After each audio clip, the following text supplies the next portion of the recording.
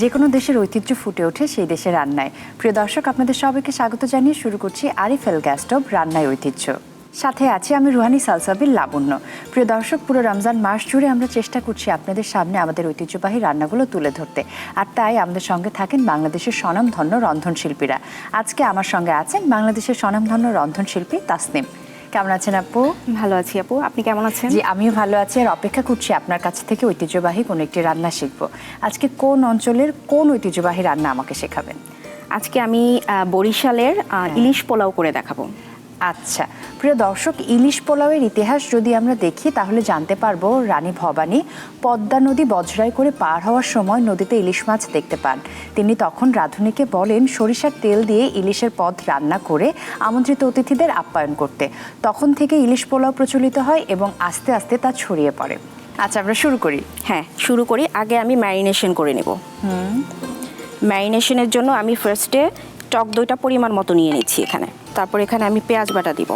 যে কোনো ভারী খাবারে টক দই থাকলে কিন্তু একটা ভালো ব্যালেন্স হয়ে যায়, তাই না? তারপর দিচ্ছি এখানে রসুন বাটা দিচ্ছি এখানে আমি। তারপর দিচ্ছি এখানে আদা বাটা দিচ্ছি। তারপর এখানে দিচ্ছি আমি মরিচের গুঁড়ো।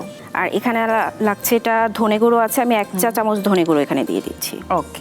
আছে জিরে গুঁড়ো, জিরে গুঁড়োটাও আমি একদমই পরিমাণ মতো দিয়ে নিচ্ছি, সেটা আমি পরে আবার ব্যবহার করব জিরে গুঁড়োটা এখানে।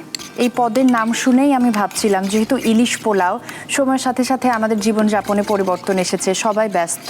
আমরা এখন দেখা যায় যে ইফতারে এমন আইটেম তৈরি করি যে একটা পদের মধ্যে সবগুলো পুষ্টিগুণও থাকে, মানে সবকিছু একটা পদের মধ্যে থাকে, যেটাকে আমরা বলতে পারি যে হ্যাঁ একটা কমপ্লিট মিল। তো এরকম ইলিশ পোলাও কিন্তু আমরা আমাদের ইফতারে সার্ভ করতে পারি, তাই না? হ্যাঁ, মশলাটা খুব ভালো করে মিক্স করে নিব।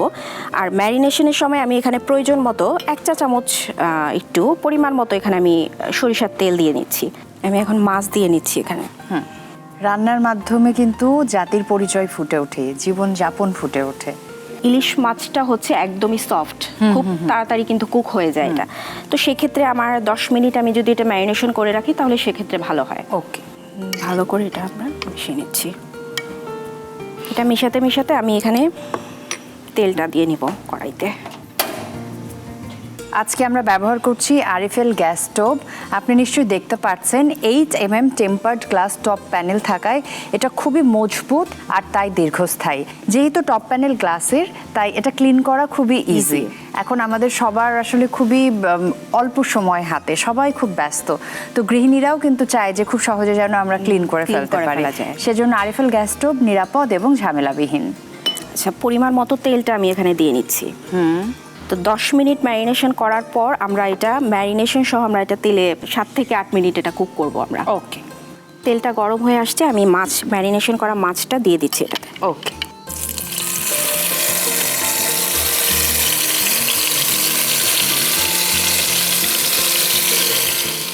নেড়ে দিচ্ছি ভালো করে। 6 থেকে 7 মিনিট আমরা এটা কুকে দিব। ইলিশ মাছ যেহেতু খুব নরম হয়, একটু সাবধানে কুক করতে হবে, তাই না? একবার চেক করে নিচ্ছি। আচ্ছা, কালারটাও সুন্দর এসছে। এখন একটু স্বাদ মতো লবণ দিয়ে নিচ্ছি, একদম পরিমাণ মতো লবণ দিব। ঘ্রাণ আসছে। আর এখানে কাঁচামরিচ দিব। আচ্ছা, ইলিশ মাছ, সরিষার তেল, কাঁচা মরিচ, একেবারে 16 আনা বাঙালি আনা। মানে সাবধানে এটা নাড়তে হবে, হালকা হাতে নেড়ে দিতে হবে যেন মাছটা ভেঙে না যায়। আচ্ছা, এটা ফ্লিপ করে দিয়ে আমরা আরেকবার 5 মিনিট আমরা আরেকটু কষতে দিব। আচ্ছা,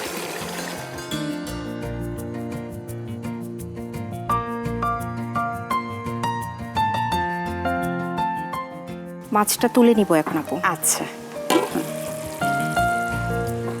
গ্রেভি থেকে মাছটা তুলে নিয়ে এক সাইডে রেখে দিব, আর গ্রেভিটার মধ্যেই চালটা আমি দিয়ে দিব।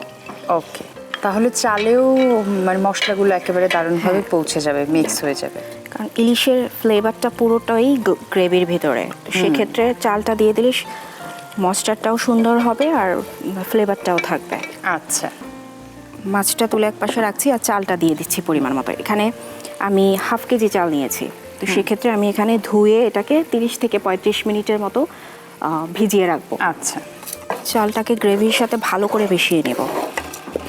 এটার সাথে আমি একটু কাঁচামরিচ দিয়ে নিচ্ছি, ফালি করা কাঁচামরিচ দিয়ে দিব এটাতে। একটু আমি গ্রেভির সাথে এটাকে ভাজা ভাজা করে নিব, করে তারপর আমি এখানে স্টক মাছের যে স্টকটা আমি করেছি সেটা এখানে ব্যবহার করব। আচ্ছা, প্রথমে চালটা একটু ভালোভাবে ভেজে নেব। চাইলে এখানে একটু আমরা বেরেস্তা ব্যবহার করতে পারি, ফ্লেভারের জন্য একটু কালার আসবে। রাজকীয় ব্যাপার সেটা। হ্যাঁ, বেরেস্তাটার থেকে অনেকটা কালার আসে। স্বাদ মতো আরেকটু লবণ দিচ্ছি, পরিমাণ মতো লবণটা একটু দেখে দিতে হবে, কারণ আমি স্টকে এখানে লবণ ব্যবহার দিয়েছি। সেক্ষেত্রে লবণটা আমার পরিমাণ মতো দিতে হবে। এক্ষেত্রে আমি এখানে স্টকটা দিয়ে দিচ্ছি। এখানে আমি হাফ কেজি চালের সাথে আমি 1 লিটার পানির সাথে আমি স্টকটা করে নিচ্ছি, সেটাই এখানে ব্যবহার করছি। ওকে, এখন আমরা চালটা কুক হওয়া পর্যন্ত ওয়েট করব। ওকে।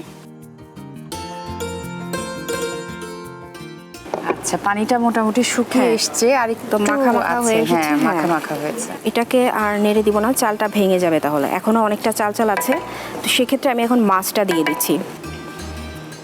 আমি হাত দিয়ে দিচ্ছি। ভাপে মাছটা হয়ে আসবে আর একটু। এখন আর নাড়াচাড়া না করে আর একটু দমে দিয়ে আমরা এটা তুলে নিব। আচ্ছা, একটু সামান্য একটু বেরেস্তা দিয়ে নিচ্ছি আমি এখানে।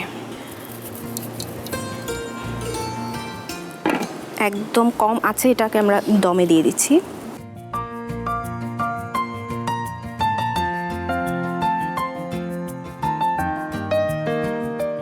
যেহেতু ইলিশ পোলাও, আমি আপনার জন্য একটি মাটির পাত্র নিয়ে এসেছি। চালটা আমাদের অনেকটা ঝরঝরা হয়েছে, আর ঠান্ডা হলে চালটা আরো ঝরঝরা হয়ে যাবে। ঠিক আছে, সেটা আমরা সার্ভ করে নিচ্ছি। ওকে।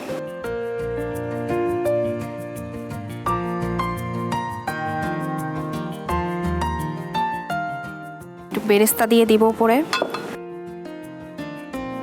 দেখতে সুন্দর লাগবে।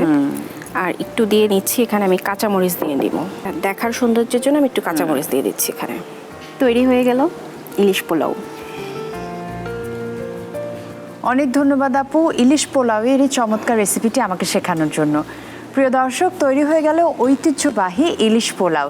তাহলে চলুন আপনাদেরকে আরও একবার দেখিয়ে দিচ্ছি প্রস্তুত প্রণালী।